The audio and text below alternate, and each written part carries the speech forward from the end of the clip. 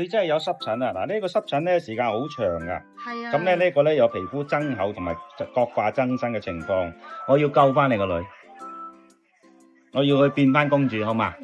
好啦，我同你整埋諗辦法。得，我逐個位同你 check。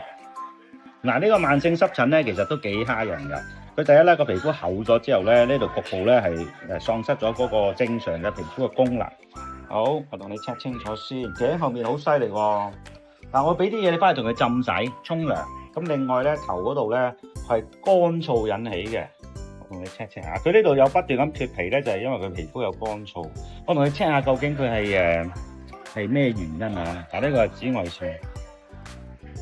佢呢個唔係屬於細菌嚟嘅，佢係皮膚極度乾燥引起嘅。佢用咩洗頭水啊？我而家轉用咗啲 baby oil， 跟住加嗰啲濕疹嗰啲咯。我覺得唔係咁 work 話。嗱，我換一隻洗頭嘅俾你好冇？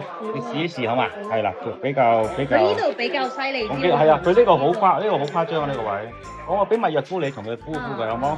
第一咧唔可以食雪糕，唔可以飲凍嘢同埋食雪糕。媽咪知唔知道 ？BB 知唔知道？你話知道啊？唔可以食糖。OK。唔可以食零食，唔可以食海鮮，唔可以食蝦蟹，唔可以食漢堡包同埋薯條。俾條脷仔我睇睇。Lily 乖嘅，我醫好你。嗱，佢呢個脷咧係屬於淡啊，多啲，佢有內葉屈住咗喺入邊好深嘅地方。嗱，佢面部咧都開始想發㗎，所以我要及時阻止佢出現呢件事情。OK，好啦。